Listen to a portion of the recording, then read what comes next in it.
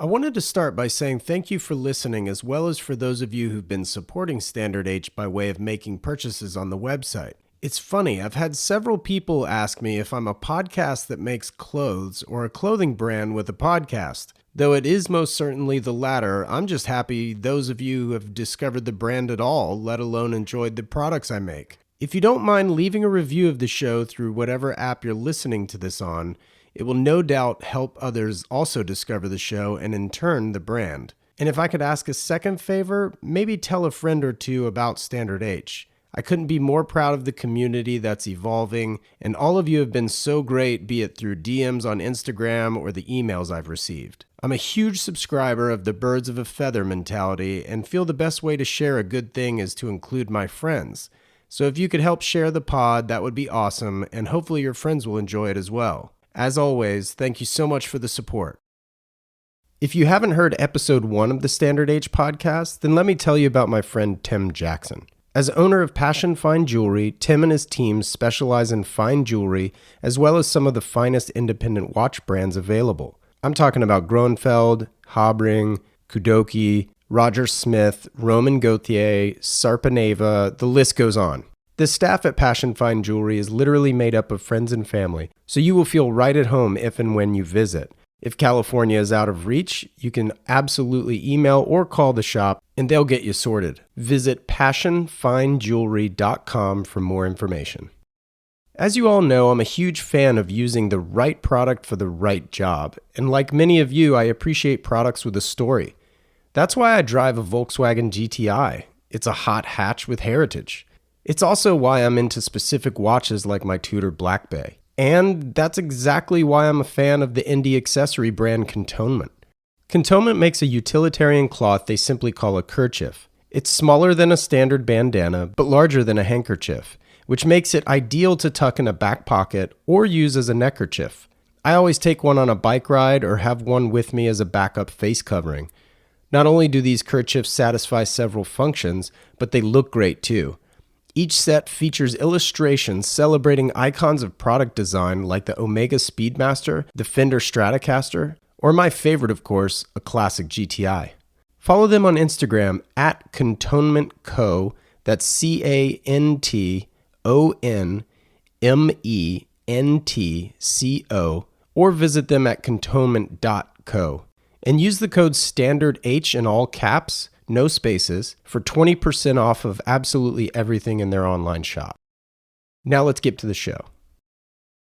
Back in the fall, I made my way back to my home state of North Carolina, which is where I met up with today's guest, Chris Powers.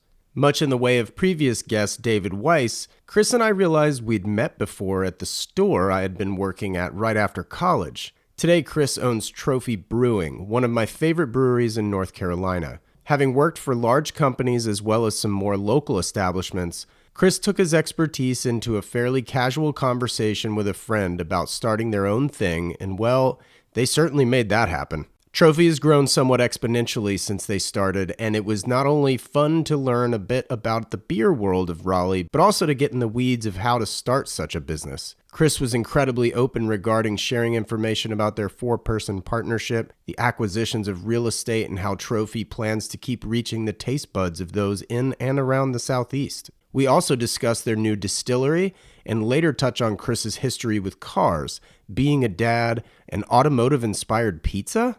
You'll hear about it.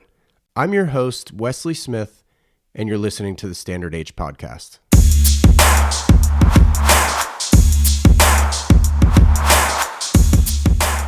Well, Chris, thanks so much for taking the time to be on the show. Yeah, for sure. Thanks for having me. It's good to see you.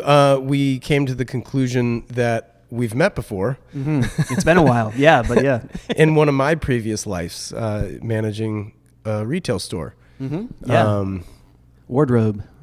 Years ago, 15 plus years ago. Yeah, that's wild. So it's good that both of us don't forget faces. We're probably in the right businesses. Right. It's definitely helpful. Did you grow up here? No, I moved to Raleigh in 2000 late 2000. Oh, okay. So I've been here a while now. I'm almost at that point where I've lived here longer than where I grew up. So it's kind of, I think I'm legally allowed to call myself a Raleighite then, or nice. a citizen of Raleigh by that point. So And where'd you come from?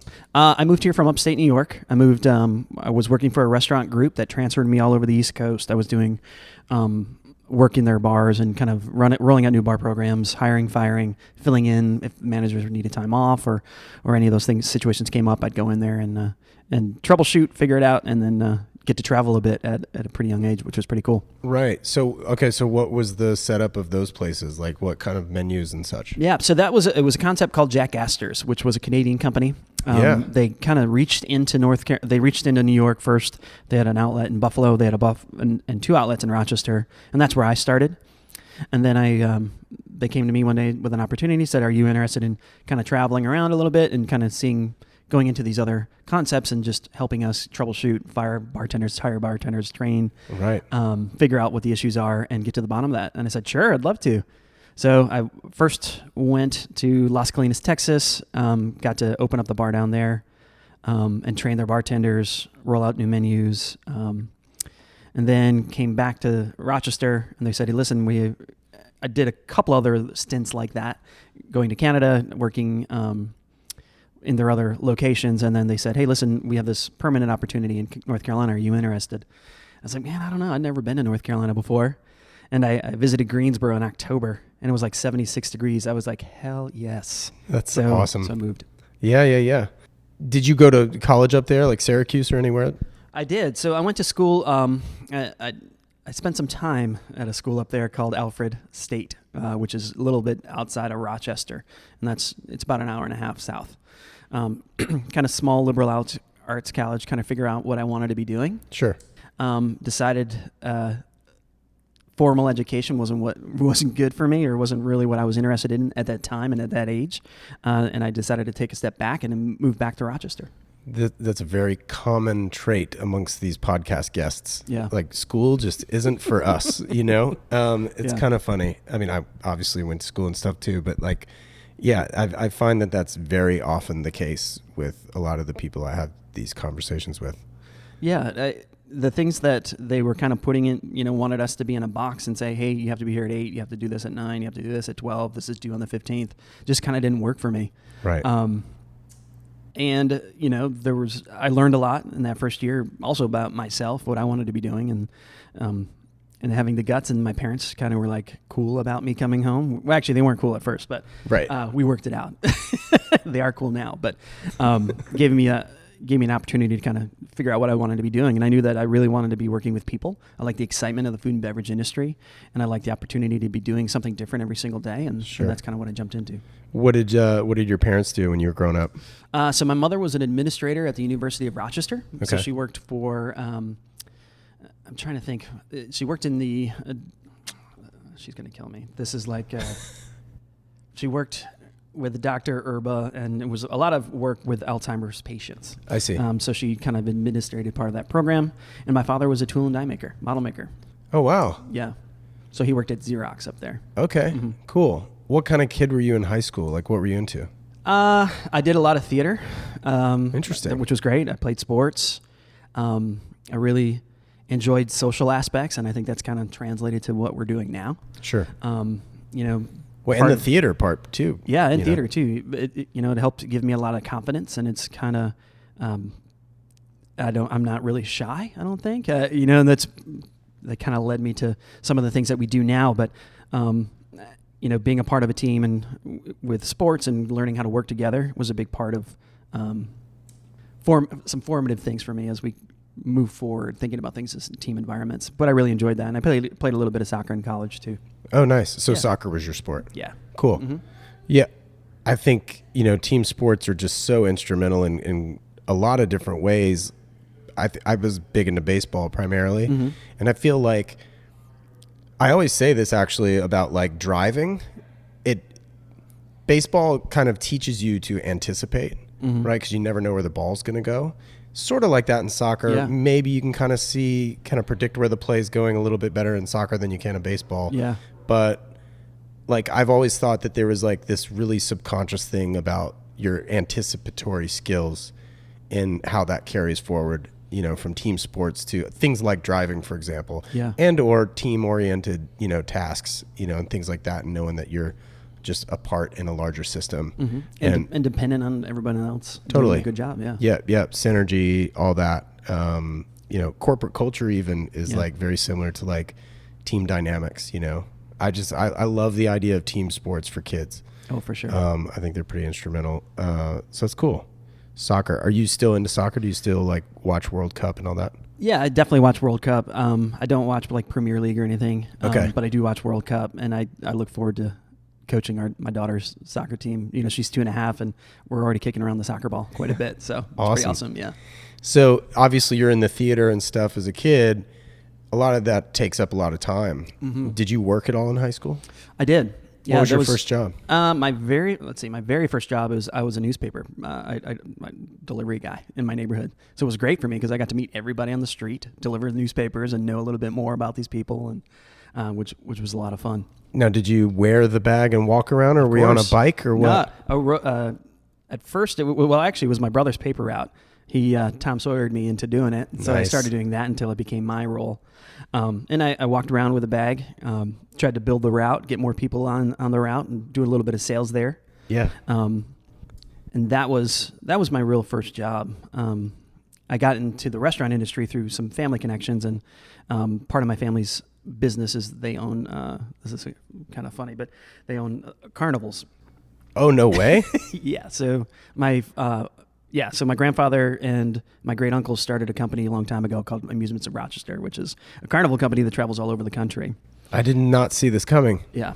Is that where you get like your theater? I think wasn't part of the performance, but that was just like a summertime job. It was hard work, and it was, you'd work in the summertime in the heat, and you move games and heavy things. And that was one of my first real work experiences. Wow. Yeah. That's incredible. Yeah. So are those businesses still around? Yeah, he actually, my uncle now runs it, and he actually coordinates all of the rides at the North Carolina State Fair. No way? Yeah. So it's him and two other guys that kind of bring their rides together to do this thing. But it's a great example of how like a small family business continues to grow and also kind of adapt to changing time. That's incredible. Well, we're obviously here at Trophy, but this is okay. So tell me even, because like I'm new to this area because so much has changed. Like Raleigh's growing like a weed, and especially has in the last 10 years, I'd say, since I've left and been in California. Where are we exactly, and how does this relate to like that growth that you've been experiencing? Because I understand that it was Trophy, the brewing company. Well, first of all, let's back up. Did Trophy come first? Because you also own a beer store. Yeah, so we have 4 total concepts. Our original location was at 225 South Wilmington Street, which was called the Busy Bee Cafe. Okay, that was yours. Yeah, that was ours. So we opened that in 2009, and it was a craft beer bar.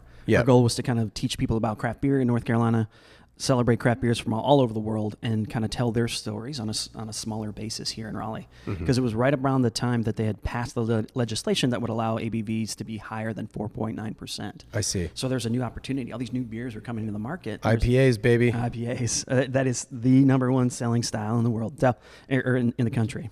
So our goal was to kind of teach people about what these beers were, because my partner Woody and I would be traveling all over, going to beer festivals, meeting brewers, and we wanted to bring that back to North Carolina and tell those stories. Because everybody would go to any of the bars that we had been working at and say, hey, can I get a Fat Tire?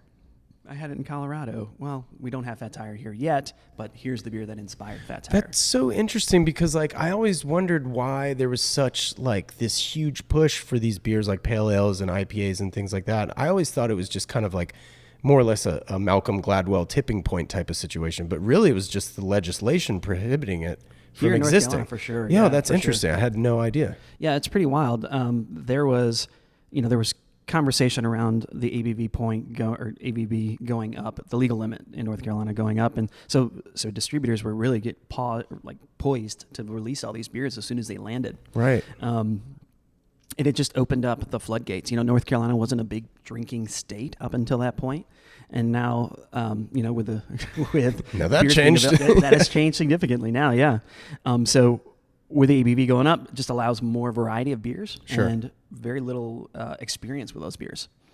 Another cool thing is that there's a lot of people in North Carolina, especially in Raleigh here, that aren't from Raleigh, and they are used to having these beers in other states. Totally. And can kind of come in and be like, oh, they have my favorite beer, or they have St. Bernardus. I love this beer, and then bring their friends in and help tell that story too. Right. So you had Busy Bee, which was kind of a craft beer bar, like you said, served food as well. Yep. So with your partner, just obviously to take another step back, so I apologize, but is it just the two of you? No, there's actually 3 of us that are partners in the business. Okay. There's a total of 4 of us that are partners in the business. There's 2 of us that do the operations. There's one that does real estate, and then there's one that does the brewing fermentation kind of side. Okay, so where do you fit in that puzzle? Operations. Okay. Yeah. So I work mostly in operations and also with the branding and design side. Sweet. Mm-hmm. Now, how did you get paired up with these 3 guys? So Woody and I, which is my partner in the operations, he and I bartended together. We worked at a restaurant on Glenwood Avenue called Bogart's American Grill. Oh, my goodness. That's right. Yes. So he and I bartended. We actually started as servers there, worked into bartending, and bartended together for a long time. We both kind of took separate paths to management with that same company. Stayed friends all along, worked a lot of those hard nights behind the bar saying, when we open our own place, we'll never do this shit. Or when we do this, we'll never do that. So DJ Joe Bunn couldn't come in? No DJ Joe Bunn, no half-price martini nights, no insane specials. So, Woody and I stayed friends, and, we started thinking about what was next for us. We want to do something. Downtown was really just starting to reopen. There was people really putting a focus on downtown Raleigh, and we wanted to be a part of that. Right. I left the company where we were working together to go work at a company called Empire Properties, which you may know that they own a ton of property downtown, and they were opening some restaurant concepts. Second Empire, was that theirs? No, they owned Raleigh Times. Sure. They own Raleigh Times, the Morning Times. They own. That's one of my go-tos, Raleigh Times. Yeah. So I worked there when it was really just 2 rooms. It was like the main bar, and then there's this little side dining room. Oh, I remember. And then you expanded. Yep. Mm-hmm. Yeah.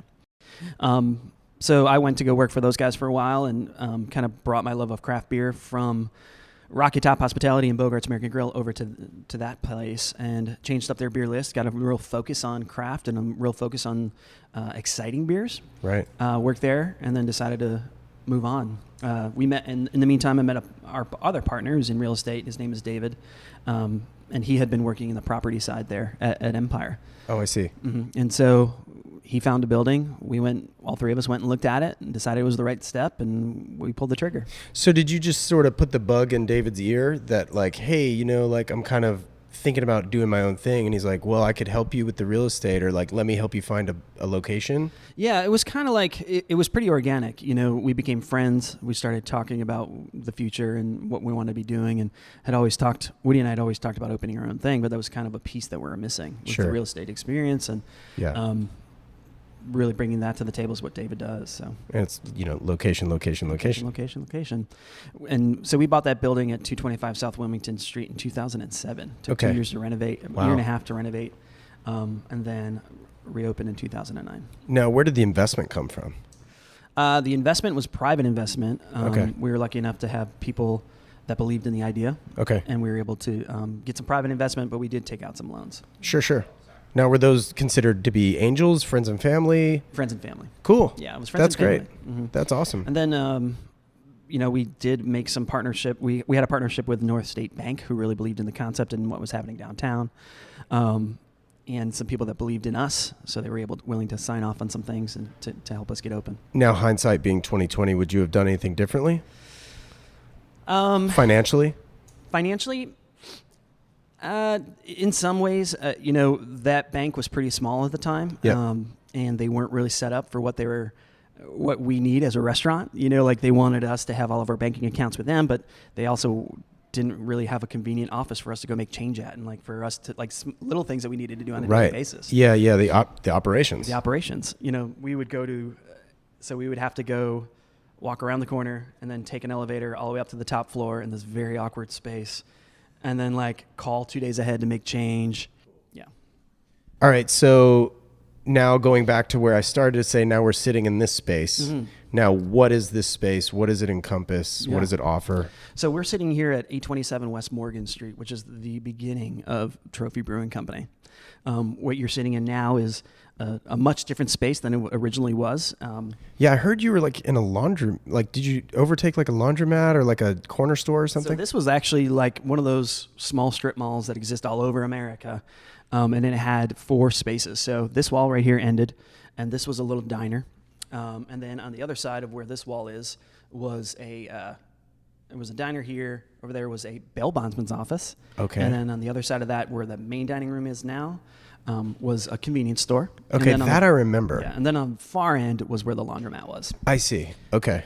So we were able to purchase this building in 2011 in order to make some of those renovations make sense for all the money we're putting into it and increasing the value of the building. We wanted to make the purchase. So when you purchase a piece of commercial space like this, was that just literally because it was up for sale? Or was it like you came in and said, hey, we'd really love to overtake this space? Like, how did that transaction happen? So we knew it was for sale, or the person okay. who owned it was ready to kind of retire. It was a friend of a friend who was getting ready to kind of sell off some of the real estate properties that they had owned. Cool. They knew it needed a lot of work for what it was in order to bring it up to usable space, and said, we're interested in doing that. And we're able to make an offer, which we got the building, and then we had to deal with the tenants individually. Cool. So now, again, like with the financial implication, because I mean, this is not a small space, right? So like, was that like a loan situation for that? Or was it like we've done so well with Busy Bee that like we could just totally put like a down payment, so to speak? Yeah.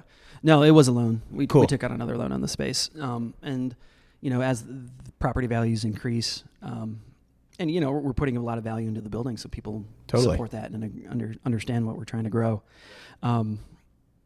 So we took out a loan to purchase the building and also a renovation loan.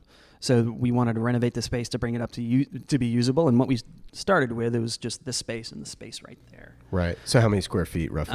So it was roughly about 2,000 square feet or 2,500 square feet. And that's the front here and then in the back. Yeah, my understanding was that you guys started super small like that, and you could only get the beer here, right? Mm-hmm. Yeah. So you weren't like, what was distribution like early days? So we started off on a 3-barrel system, and 3 barrels of beer is 93 gallons at a time. So our goal, we're pretty conservative as business people, and Woody and I knew that we could we're going to sell as much as we could on site, and if we had to, we would sell it to our friends in the restaurant industry. We could say, hey, Rick, please pick up this keg, or are you interested in buying this keg, if we needed to. So we're like, all right, we'll start off on this 3-barrel system. We'll get a couple 6-barrel fermenters, which is double batching, so we can actually kind of start to produce volume. Yeah. And then think about, satisfying the need on site, because that's just where margins are. And, we're really getting this as a destination. We have people that live in the area. There was no other like bar or restaurant kind of happening over here. Mm-hmm. So we wanted to be the first ones. Sure. We opened up with 3 3-barrel fermenters, and 2 6-barrel fermenters. Meaning 5 beers? 5 tanks. Okay. And then typically a beer takes between 10 and 14 days to ferment.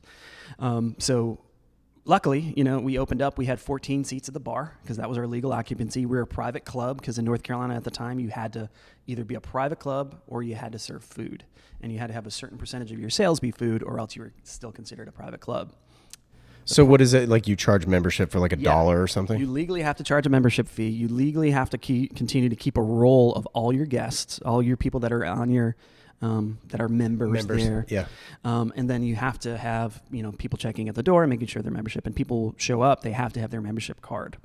So in the first couple of months that we were open, people were very excited about it because it's the first thing happening on this side of town. It was a new concept. And so we sold thousands of memberships, but you can only have 14 people in. There were only 14 seats at the bar. We had way more than 14 people in here, but 14 seats at the bar. What was the membership card? The membership card, it said, welcome to Trophy Brewing Company, had your name to fill out in the bottom, and it had our little bylaw on the bottom. And then the backside had like our logo on it, I think. So was this paper? It was paper. Yeah. And we actually have people that come in once in a while that show us their old membership card and see what they could get with it and stuff. That's awesome. It's pretty cool. So what do they get with it? High fives, hugs. Yeah, I was going to say a high five and a thank you. Yeah, thank you so much. That's great. Yeah. Well, okay. So with regards to those early days of brewing, and you mentioned one of your partners as a brewer, where did he come from? So as we were kind of building our goal at the Busy Bee Cafe was to kind of build a reputation as beer experts, people that are tastemakers, people that are out there trying all these different beers to bring back the best to share with our guests.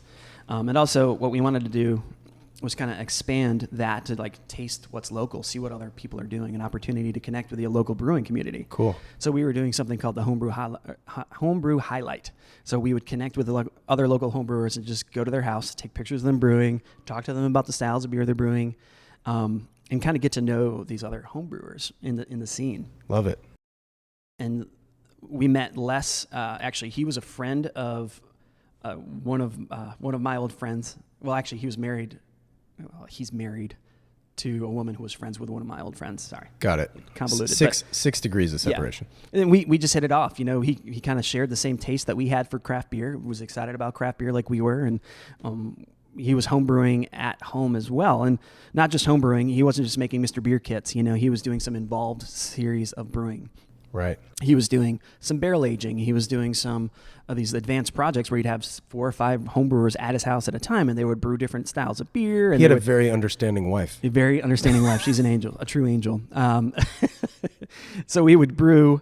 So we would go to his house and kind of hit it off with him and said, listen, have you ever considered brewing on a commercial scale? We didn't, at that point, we're getting ready to open a new brewery. We could put it out there and then hired somebody who had a ton of commercial experience, but we knew that we were going to work with Les for a long time. Yep. So we said, hey, listen, if you're interested, we'll learn this together and grow together and make the jump. That's awesome. Yeah, he had been doing some web development and he'd been doing some graphic design, but nothing that he was like holding on to too hard to not take the opportunity. So you mentioned that all you guys kind of had similar tastes. I'm assuming you mean quite literally similar tastes in beer. Yeah. How would you have described that taste? Yeah. We wanted to continue it was pretty eclectic. We're not the kind of people that drink just a brown ale in the fall, a stout in the winter, seasonal. Spring. Yeah. We don't just drink seasonally. Our goal is to always taste what's out there and kind of take what we like out of each different beer, talk about it, and be able to find the good even in bad beer. Sure.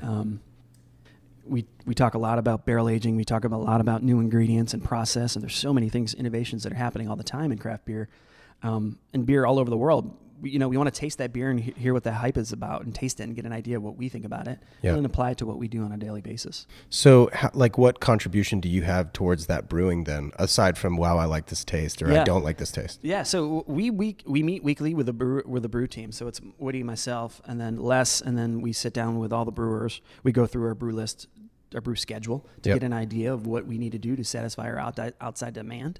We do outside distribution now. Great. So we distribute our beer to about, I think it's last count was almost 300 different accounts between Raleigh, Durham, Chapel Hill. Are you guys managing that? Yeah, we do self-distribution. Yeah. In North Carolina, you are luckily allowed to do that. So what we do is, we service 250 to 300 different accounts in the triangle. We don't go much further outside of that. If we do, it's only on a monthly basis. Yep.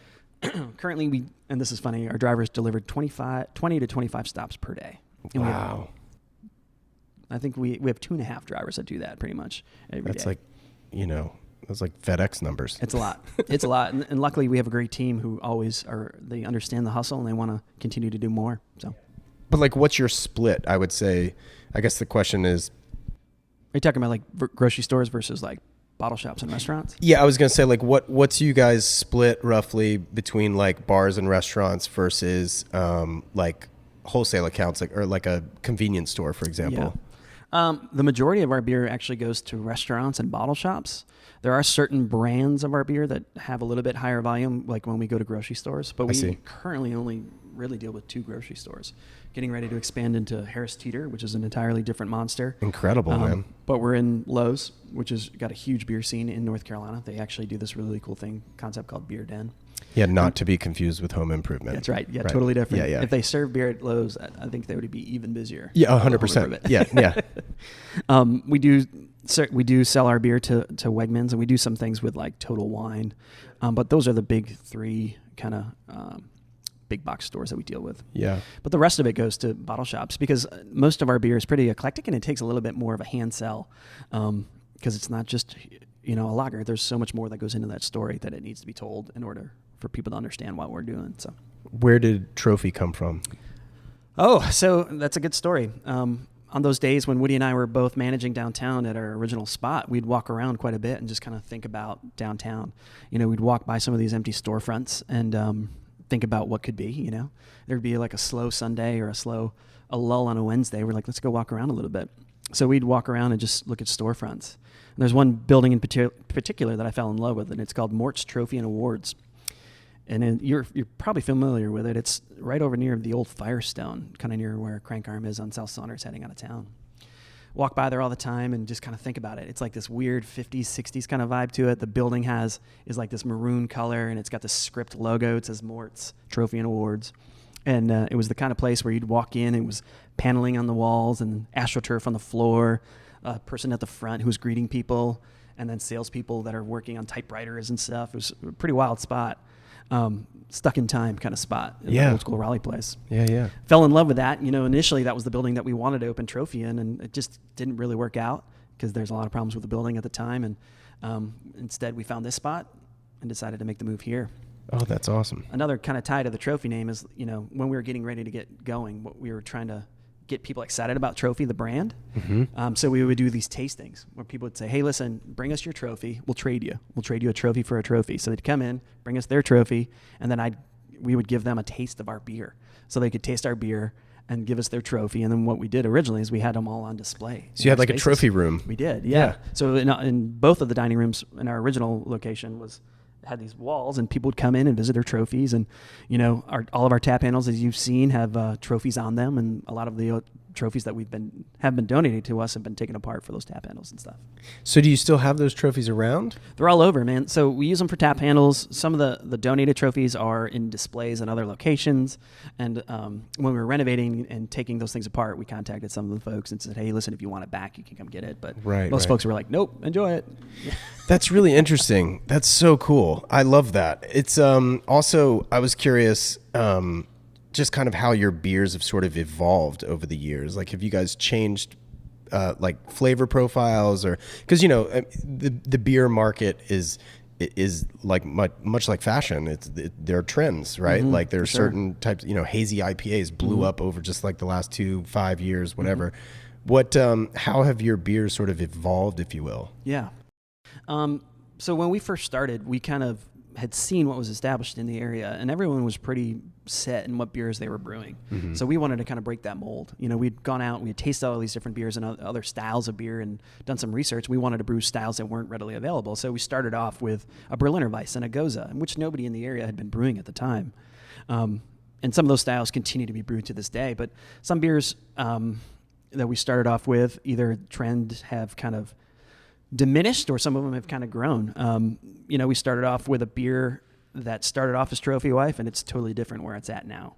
You know, because we're dealing with agricultural products, you know, things continue to change. Different hops change over time, depending on where they're coming from. Yep. And also taste change, you know.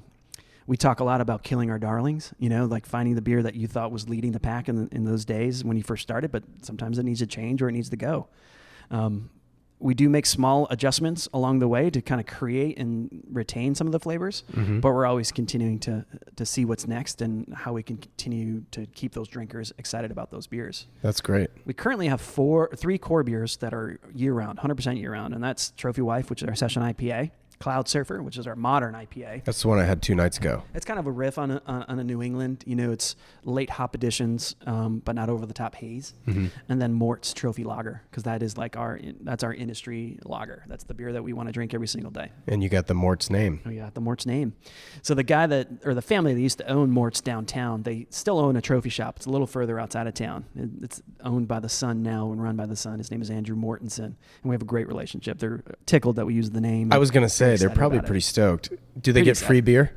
I bring him beer every time I go to buy trophy parts. I said, hey, is Mort around? And bring him some beers, and he's very excited about it. So, that's awesome. Yeah, he drinks a lot of porters, and he drinks and he eats a lot of barbecue. So nice. Yeah.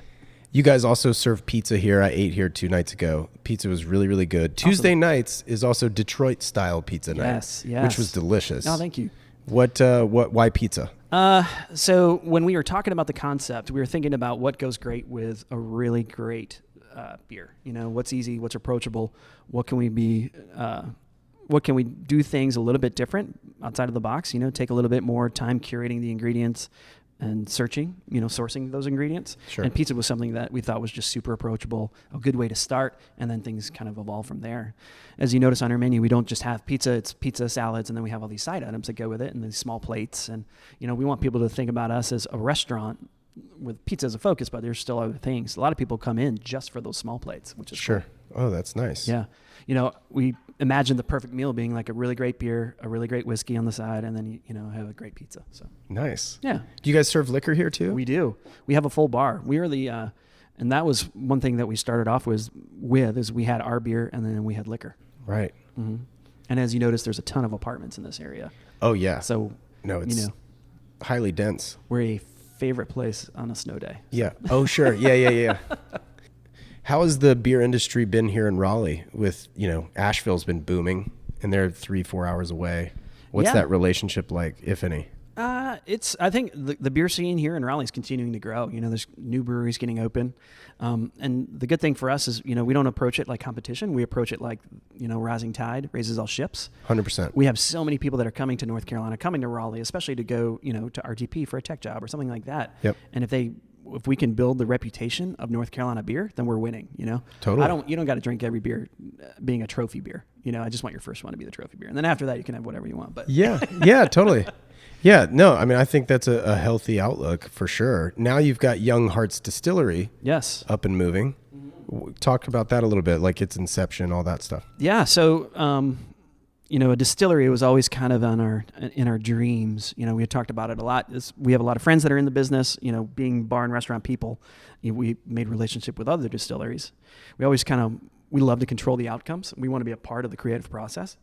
And we want to, do something a little bit different. And during COVID, it took us, what we did is we took a step back. We had this building downtown. Downtown was different. It was totally dead. Oh, because people work from home. People just started working from home. Everybody, the city and all the businesses that have those large towers downtown, and they're working from home and not spending any time. Right. So we had about 16 months to kind of think about it, or to execute if we wanted to make a big change. So we took a couple months to think about it, and it just kept coming back to me saying, you know what, we need to be doing something that we're excited about, it's creative, and it's something that's different that's downtown. Let's do the distillery downtown. Cool. Because it's a showpiece. It's something people want to see. They want to be a part of the process. We've learned that along the way, that people love to see where stuff's made. Sure. If you go to any of our concepts, you see kind of where the sausage is made. You see here, you have these giant fooders over here where people can say, oh, what is that? And then there's a conversation. Somebody's hooked. You can say, oh, these are our fooders. This is what makes this beer special. And here's the ingredients. And you can smell that in the air, blah, blah, blah. Yeah. And that's kind of what we're doing with Young Hearts Downtown. When you come into the space, the very first thing you notice is the giant still. We have a 300-liter still that's this beautiful copper piece. Sweet. Fabricated overseas under the eyes of our friends at a local company called Atlantic Brew Supply. Okay. So it's a showpiece for them too. They're excited to have something in their home market and get to tell people the story and bring them in to kind of enjoy the spirits. Nice. And then as you go into the space, you see that there's some barrel-aged cocktails on the left, so you're starting to get the impression that things are made here. And then if you look down the narrow space, the narrow, I guess, room at the very back wall is where we do all of our barrel aging. So we have 16 40 or 30-gallon barrels at the back wall, and it's really part of the display. You walk in, you see it, it's like, boom, there it is. So what are you distilling there? So currently we're doing full-time, we're doing we're always doing a vodka, we're always doing a gin. We just did an agave spirit, so it's our version of what a tequila would be. Sure. It's a Blanco, of course. And we have some of that went into barrels to do some barrel aging. We have an absinthe coming out in November, and we're getting ready to do our Amari festival. So we're going to be doing some North Carolina Amaros. Nice. Yeah. Oh man, I had way too much Amaro in Italy on my honeymoon. That's awesome. Yeah, my wife didn't think it was awesome. For her, I mean, but you could still call her wife. So that's yeah. No, exactly. Yeah. We came home together. Yeah, that's hilarious. So how would you describe your gin? Because gins have such a wide range of flavors. Yeah. So our gin is kind of a hybrid between a modern and an old school kind of gin. Our goal is to present botanicals in an aromatic way and botanical forward with a little bit of that bitterness and gin and like that traditional juniper that you get on the palate. Yep. So it's good for mixing. It's good to have neat. And it's an approachable gin. So if somebody likes a traditional Amsterdam style gin, yep, they're going to like this because it's a tweak. And then vice versa with people that are into that Hendrix vibe. it's not as cucumbery as. Yeah, I was going to say a little cucumber. Yeah. But there's hints of these botanicals that are put together by our distiller. Her name is Mina Kalu, in order to kind of get your attention and really get you thinking about what you're drinking. So your approach to this, like, for the Negroni lover, since that's, speaking of trends, huge drink of choice for many people out there, including myself. Is this a segment where you're like, oh my God, don't offend me by mixing my gin with, Campari? Or you're like, what is that approach cool? Like, 100%. Okay. Our goal is to get it in front of somebody and enjoy it the way that you're going to drink it. The thing that I enjoy the most is when I get pictures from our friends or see it on social media of somebody trying our gin a different way and talking about how much they like it. Well, sure. Yeah. One, user-generated content's great. Right. There's a local food blogger. Her name is Jen Rice, who was sending me pictures the other day, and she was drinking our gin with Doritos grapefruit. And I was like, yes, that's exactly it, because that's approachable. You can, put a little bit of gin in the neck of that soda and take it on the road. Nice. Not driving. You can take it with you wherever you're going. Sure. Of course. Yeah. Road sodas. That's great, man. What are some of the differences then between brewing and distilling? Not just from a business perspective and business perspective. Like, how is there a business difference, or do you treat it sort of the same way? I guess the answer is kind of yes and no. You see a lot of distilleries out there that are focusing on just a singular spirit, and they put all their energy behind one spirit because their goal is to kind of get it out there and a little bit wider. Our goal is to present diverse botanical forward spirits and really teach people about what spirits can be like. I think we're opening up with an Amari where a lot of people are going to be like, what is that? I don't know what an Amari is, or, tell me about Amari as a category. They may have had a Fernet here or there. They might have had something else that's botanical forward, but like our goal is to kind of teach, educate, and then bring them back into the fold. And that's kind of what we did with beer. Our goal at Trophy was to brew new styles of beer that are great examples of either classics or our take on a classic. We want to continue to push the boundaries of what people expect from local beer and local spirits. But sometimes that can be hampered just because we are in North Carolina, so there's so many different rules to that. So, we can sell our beer pretty much all over a lot easier than we can sell our spirits. Mm-hmm. In North Carolina, we have the ABC system where we legally have to sell a certain percentage of what we make to the ABC system. Mm-hmm. They tell you how much you could sell to them for, and they really put the handcuffs on you as far as that goes. But, there have been some changes, recently, especially where, we're allowed to sell spirits on Sundays, which is huge in North Carolina. Sure. And we can sell our spirits on site. So in a restaurant setting, so somebody can come in, have a great cocktail, and take a bottle of our gin home with them when they leave. Oh, fantastic. Which is insane. What's been sort of the marketing approach to either or both businesses? So as far as marketing goes for what we do at Trophy, we are... our marketing is heavily on social media because that's just most of our users. People that want to drink our beer want to see it. They want to be a part of that experience. And that's kind of some of the things that we've learned there, and we apply it to what we're doing with the distillery. Because currently the only place you can get our spirits is at the distillery. Right. So it's a big call to come in, see the still, be a part of that, leave, be an advocate. Right. We don't spend a ton of money on print. We do participate in events because we think that's just a more authentic connection. Sure. And, we're not big coupon people or anything like that, or discount people, because, we do put a lot of effort into all the ingredients and all the labor that we put into these specialty products. So I guess you'd say it's kind of a hybrid of a grassroots and social media marketing. Oh, that's great. Yeah. So what is sort of like the future plans for either or both? Like, do you treat them as completely separate entities kind of thing?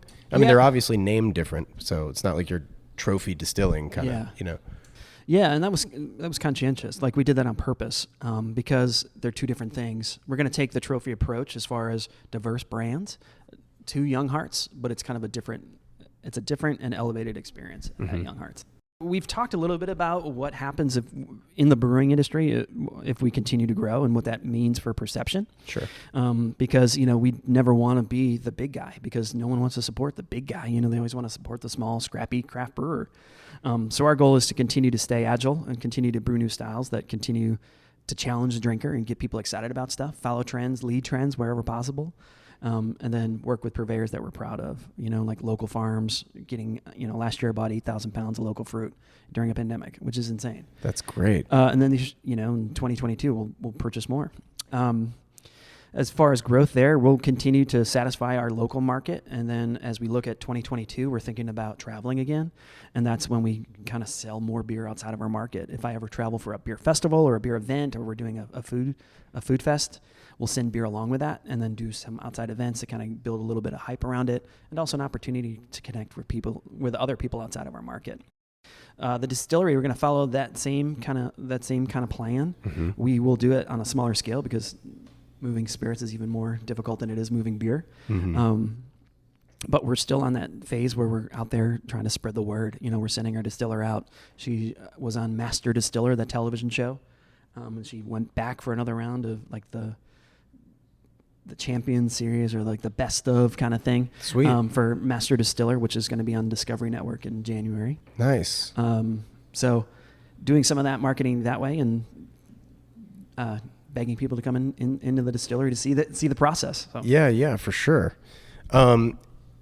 So what are you up to kind of in your free time these days? Free time. So my wife and I just had twins. Oh, congrats, man. Yeah. So we are about a month in with boy-girl twins, Jack and Georgia. Wow. Yes. How's that going? It's different. It's a lot different. I like the diplomatic answer. Right. Love it. So we already have a 2.5-year-old. Our daughter's almost 3. She's going to be 3 in January. Okay, cool. And then we added the twins about a month ago. So free time is kind of a gray area right now. Sure. It's a lot of, my free time is really having just one kid with me when I go to do something, which is not a bad thing. It's great. Right. I get to bring Harley to stuff that we're outside doing. And, but all these changes have forced me to get more organized and do my best to kind of find that free time, looking for that free time to kind of disconnect from work, disconnect from home, and just kind of think about creatively what's happening next. That's great. Well, we can't end this without some car talk. What was your first car? So my very first car was a Chevy Cavalier Z24. No way. Yeah, it was. You may remember it, kind of boxy on the front and the back, but it had a sunroof and a spoiler in the back. I thought it was hot shit. So, yeah, absolutely. Yeah, it was my mother's car that she gave to me. What year was the car? It was 1980. I think it was an 86. Yeah, so it was like 8 years old when I got to drive it. Solid. It was so tight. Yeah, it was the kind of car that I couldn't wait to drive. So. I would definitely drive it before it was street legal. So. Oh, right. I love it. What are you driving now? I actually just bought a three-row SUV because I have so many children. So right. It's actually a Kia Telluride. Oh, sweet. Yeah. I like the new logo. Yeah. I don't know how old the logo is, but like I feel like I've just been seeing it more and more and more. I see it all over. Yeah. More sort of modern typeface. Yeah, it's cool. And I looked at safety ratings so much. That's just where I'm at in my life. So the safety ratings were super high. I drove a couple of them. I really liked it. Thought it was comfortable, and it was not too minivan-ish, and it was just kind of like it's good for what we need right now. So safety ratings is something I never look at. Yeah. How does Volvo stack up these days? Because good. I know Volvo has historically been like the safest car. Yeah, it's pretty high. I think it was like 5 or 6. So they still maintain that reputation? Yes. That's amazing. That's great. Well, Chris, let's take a tour because I want to see more of this place. I can't thank you enough for your time, man. For sure. The beer's delicious. Thank you. Real quick, for selfish reasons, why is that Detroit pizza only offered on Tuesdays? To get you here on a Tuesday. All right. Slow days. I like it. Okay, cool. Yep. Okay, so, but to piggyback on that, like where did the Detroit pizza come from? Because you normally serve a round pizza. Yeah, we serve a New York style pie currently. And, we were considering, in the restaurant industry, the very slowest day of the week is Tuesdays. Mondays, you get a little bit of traffic, and it's just kind of like rebound traffic, but then Tuesdays are the worst. So, and it's hard. It's hard to have the staff motivated. It's hard to have managers motivated, and it's hard to get people in the door. So, when I was thinking about it, I was like, okay, what can we do that's a little bit different, that's not a crazy bench or not a crazy stretch? I don't want to serve, rotisserie chicken on a Tuesday. I want to do something that's in our vibe that makes sense for us. Sure. So I started doing research on Detroit-style pizzas. And if you're familiar with it at all, there's a huge history in Detroit with the auto industry, with the story of Detroit pizzas that someone brought home a piece, an actual, I think it was an oil pan off an old vehicle, and they were actually making this focaccia-style pizza in an oil pan that obviously hadn't been used for oil, but what would have been used for oil, and then focaccia-style pizza, baking it at a very high temperature, and then kind of developing this crust around the outside, and then coating it, and then serving it in that pan. Right, that little char, like a Yeah, it's like I want the corner piece like a brownie. Yeah, you for know sure. what I mean? It's that crunchy bit on the corner. Yeah. So what we did is we found one of those cheap flights in 2020 or 2019, I believe, that we went up there. So we found one of those cheap flights where you get up in the morning. It's a 6 a.m. flight. I took myself, my partner Woody, Shane, who's our GM here, our chef here, and then we brought one of our other food buddies who's also in the restaurant industry to kind of make it more of a fun trip. Yeah. We hit up 6 Detroit-style pizza places that day. And it all started with one that was over near the casino in Detroit, which if you haven't been to Detroit lately, you need to go. It's such a cool town. I was there 2 years ago. Man, so cool. It was so cool. We're very, very excited about it. Yeah. We got up there when we went and hit up a bunch of different places. We started with the one that opened up earliest. Obviously, we're a little bleary-eyed. We showed up. It was actually pretty funny. We showed up to the rental car place. And the guy, we're like, all right, the vehicle you're going to rent us wouldn't work for all 5 guys. And he's like, well, I can get you a minivan. I was like, hell yeah, I love minivans. Yeah. Let me get in the minivan. Let's get this party started. Yeah, let's go. So we hopped in the minivan and we're driving out. The guy's like, you guys look stupid. Like the guy in the parking lot. It was awesome. We're like, thank you so much. See you later. Welcome to Detroit. So we got in the minivan and we went to the first place, and it was a Greek place. The name of the place is kind of escaping me right now, but we started off with pizza, and we tasted 6 different places pizzas, and started off with we ended with Illuminati's, which was our very favorite place, and it's kind of like the place that everyone identifies as the most Detroit of Detroit style pizzas. Right, the most authentic. Most authentic. Got it. So we hit up all these places, stopped at a couple breweries to see some friends, but got an opportunity to taste what Detroit style pizza tasted like in Detroit. That's amazing. And take our team for a tour and get to see what it's like, because a lot of the guys had never been to Detroit or even that far north, right. to go see what a blue collar town or city looks like. So we went, drove around, tried a bunch of pizza, and finished up. We had some leftovers in the van. We're eating the leftovers on the way to the airport. Incredible. Got on a 10 o'clock flight back to Raleigh and made it home safe. It was pretty awesome. So the one-day team building exercise with a belly full of pizza. Belly full of pizza. And we came home very tired, and it was a pretty awesome day, though. That's incredible. Yeah. I love it. Well, thanks, man. Thanks. Appreciate it. All right. Big thanks goes out to Chris again. Thanks so much for the tour of Trophy Brewing and all things beer. Such a cool concept. Love those tap handles, all the old trophies. Just such a unique touch. Stay tuned in another 2 weeks. Coming back with another episode 80. Appreciate you guys taking the time to listen to these. And if you could leave a review, that would be more than helpful. Thanks so much. And I'll catch you in another couple weeks. Ciao.